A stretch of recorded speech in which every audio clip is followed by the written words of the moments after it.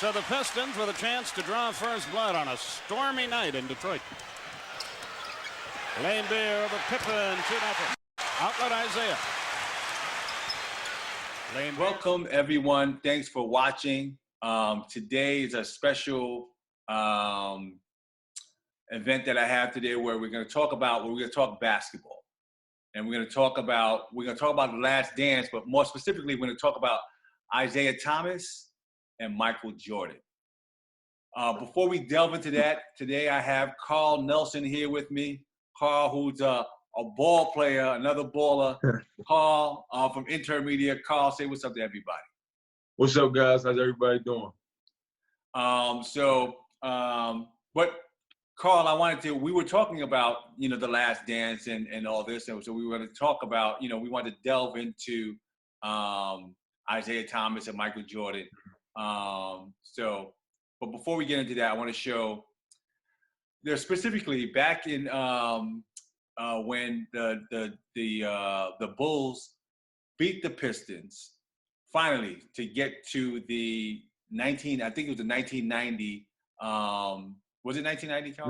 91. To get to the finals, 1991.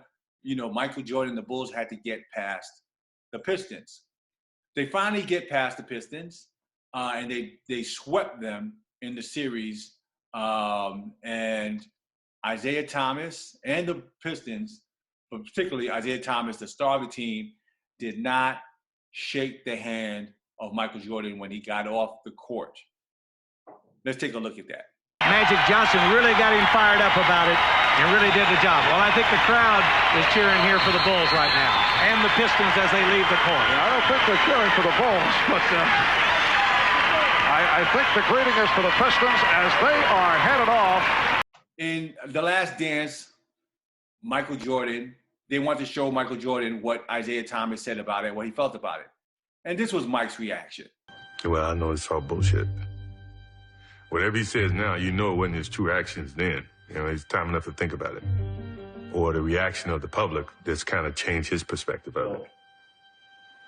Yeah, you can show me anything you want. There's no way you can convince me he wasn't an asshole.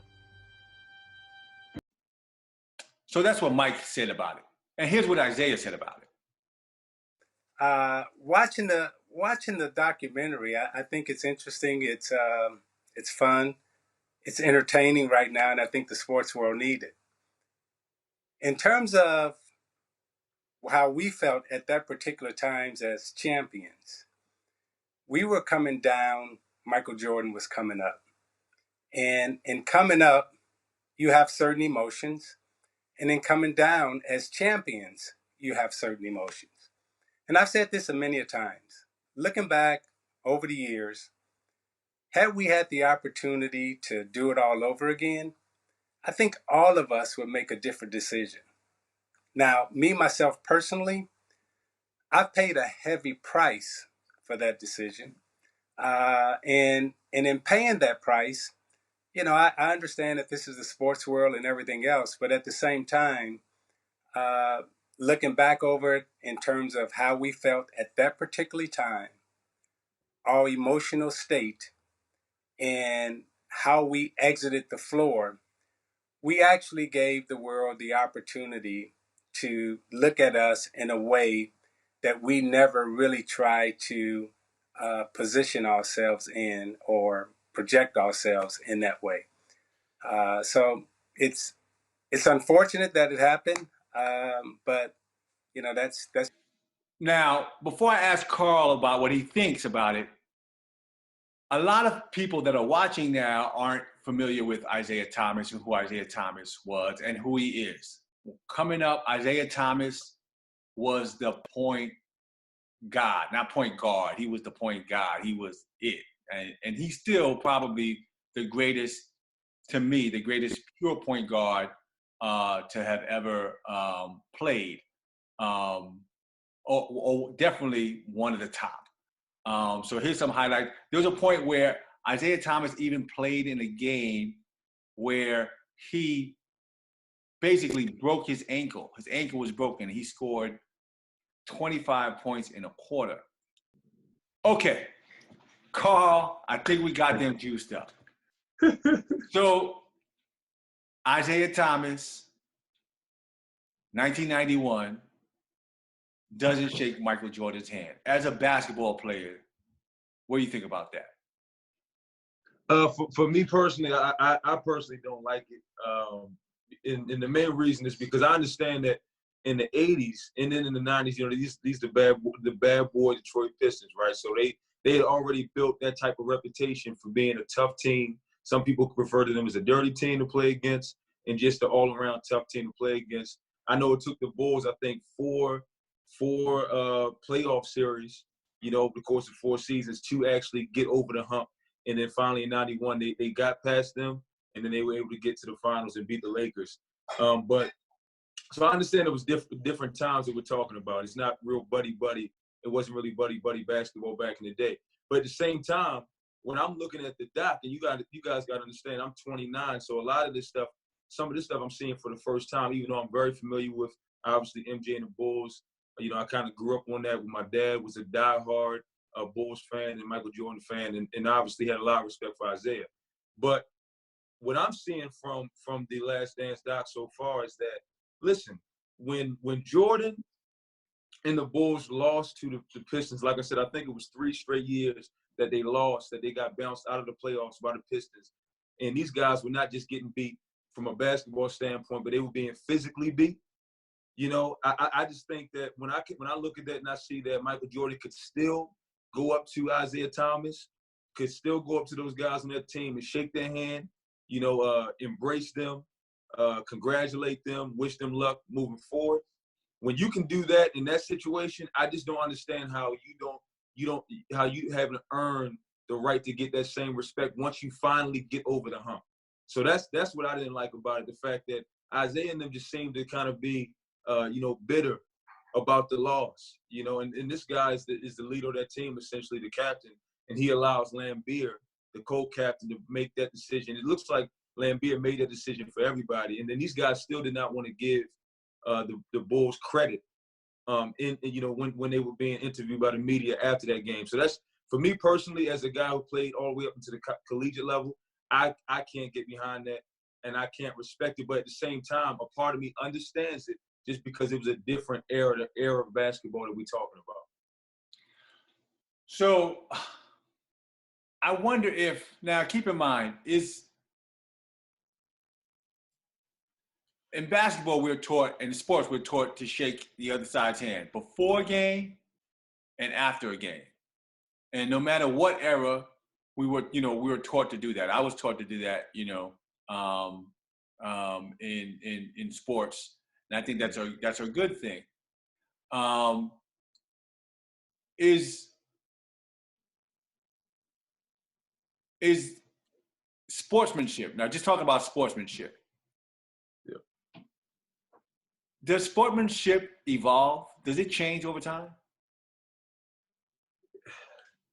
I mean, I would have to just looking at what's happened. I would say, I guess so, because when we're talking about the 80s, you had the Celtics walk off on the Detroit Pistons. You had the Detroit Pistons walk off on the Bulls. But nowadays, I mean, you have these guys like LeBron and KD and, all of those guys. You have pockets of people like Russell Westbrook and Rajon Rondo. Those are guys that come from that era that would still walk off. But when you saw even Kobe, and Kobe was the closest thing we saw to Michael Jordan, he wasn't really walking off the court without giving some type of at least a acknowledgement that the other team did defeat them. So I do think that it has evolved over time. I think sportsmanship has gotten better over time from my vantage point, I would say. So one of the things is that, what if Michael Jordan and Isaiah Thomas really didn't like each other? And Mike said he wasn't crazy about. No, he wasn't crazy about it. He still doesn't like Isaiah. Right? Is it okay not to like people? But is it okay not to like who you're playing against? Absolutely. I think absolutely, man. You don't have to like the guys that you're going up against, but I think that you should have some type of respect for them. I mean, me coming up playing, there were certain guys that I didn't really care for, just because I with their antics on the court or just things about them off the court. But when you go to battle against someone, like if Clyde and I are going to battle against each other and we're playing against each other year after year, it's just like with boxers. They go 12 rounds and they're trying to essentially almost kill each other, right? But at the end, what do you see? You see all the stuff before the fight, back and forth, throwing jabs, verbal jabs back and forth, and then you're throwing real jabs in the ring. And then after the fight, they're hugging each other. Some of them are kissing each other on the cheek. They're embracing each other. So I don't think you have to like people that you're competing against, but I think you should respect the game and also respect the opponent, especially if you're seeing them put everything on the line against you. But do you really have to respect their game? Right? Right. Should we mandate the players to shake hands after the game? Is that something we should do? That's such a great question, Clyde. And if you don't shake hands, you get fined? I don't think they should go that far with it. Only because at that level, at the NBA level, it's just different, man. Because you're dealing with these are grown men, and you have guys that are 21, you have guys that are in their 40s. This is a little bit different than in high school and college. Now, listen, here's the thing: growing up, playing whether it was little league, whether it was rec league basketball, AAU, travel team, high school, college, we had to shake hands. If I was to get upset after a game and go not go down that line and shake hands with each player and the coach, that could be my last time playing for that program. So it is kind of interesting how you see that happen. It's like we're raised to do it that way, to go about sportsmanship that way. And then you get to the NBA, and then you can kind of make your own decisions. But at the same time, these guys, like I said, you're dealing with grown men, different age ranges, and you have veterans out there. It's just different. I don't know if finding guys and making it mandatory to shake hands after the game is the answer. But I definitely don't think that. I'm glad that NBA is no longer an NBA where you can just go out there and just try to brutalize a team. Even though the NBA is a little softer and some of the rules, like the no hand check rule, all those things have kind of made the game a little softer. I will say that. I am kind of envious of people who could come up watching the 80s and 90s and just those battles. But at the same time, if we're going to play basketball, it's one thing to foul when you're trying to actually stop me from making a play. But to just pretty much in midair, you get me in midair, you just trying to throw me across the court. That's not beating me skill for skill. I can't even necessarily respect the fact that you beat me at that point, because all you pretty much did was try to beat me up to beat me. That's another reason why I have a lot of respect for the fact that the Bulls could actually still shake hands with the Pistons. These guys weren't just beating them skill for skill. They were actually brutalizing them, and they still went up to them after. Now, keep in mind, right? Keep in mind, things evolve over time, right? So, in the 90s, what we call the bad boys, the Pistons, before then, it was even more brutal, right? Before then, probably, folks were waiting for each other after the game to actually physically fight, right? Yeah. So there's we're talking about these different things. I'm wondering, are we measuring Isaiah Thomas with today's standards? I think so. Clyde, that's a really good point. I actually think so. I mean, listen, at the end of the day, certain things in the past were more acceptable than they are now.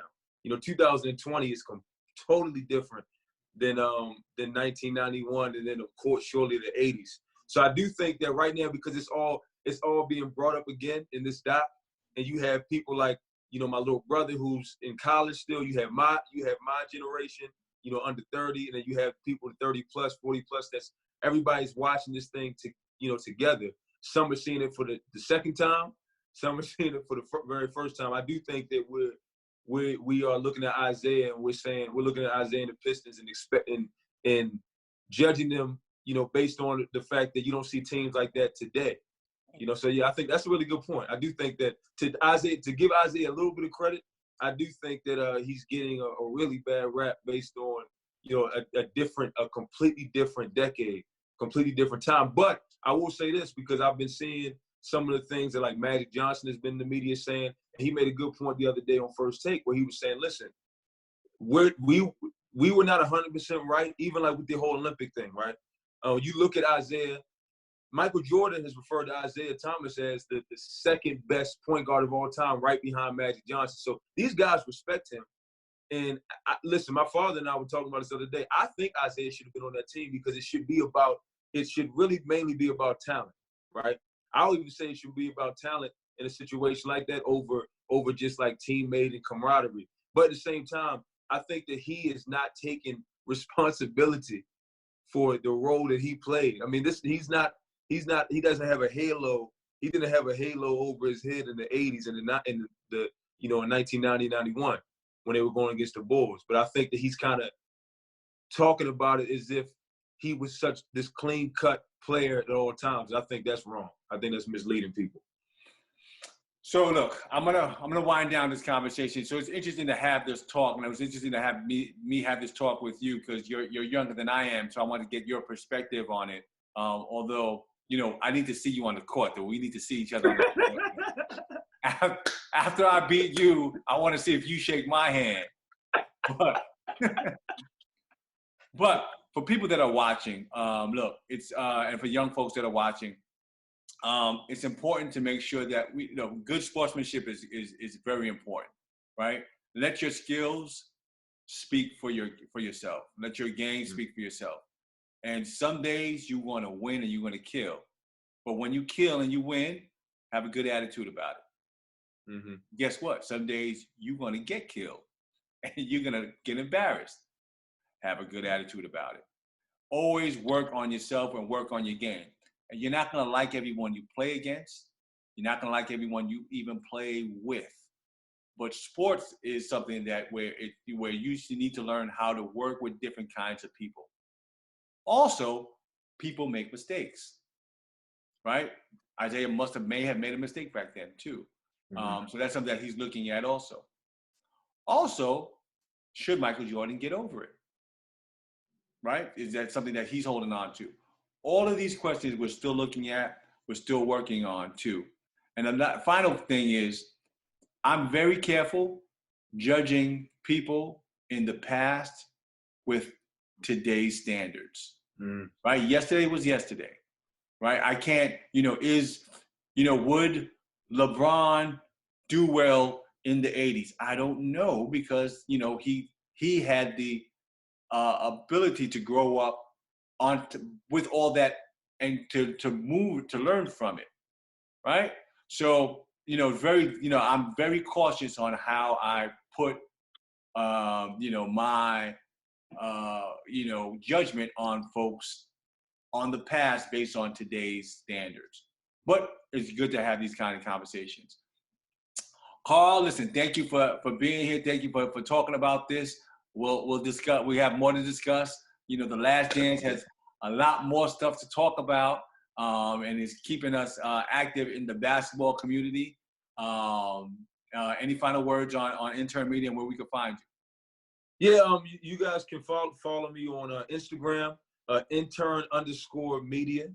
You can follow me there. I also have my personal account, which I air my IG Live. Intern Media is an IG Live series where we air at KP Nelson 2, at KP Nelson 2 on Instagram for my IG Live series, and then from there I post a lot of the content from my conversations like this on my Intern Media Instagram page. So I would definitely say follow me there. On Facebook, you can just follow me at Karl Nelson. That's Karl with a K.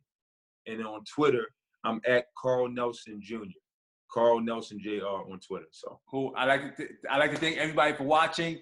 Put in your comments what you think about what we're talking about. We may have some follow-ups. Looking forward to hearing from everybody. Absolutely. Okay, I'll throw one more plug in there, Clyde. Go ahead. Sundays at 6:30 p.m. I know that the last Dance doc is almost over, but my father and I have been doing we have committed to a 5-week Facebook Live and Instagram Live series where we kind of react to kind of this conversation, reacting to each episode of The Last Dance. So this Sunday will be on 6:30 p.m. Eastern Time on Instagram Live at KP Nelson 2 and on Facebook Live at Karl Nelson. So you can tune in if you want. There you heard it. Tune in Sundays at 6:30 30. p.m. Yep.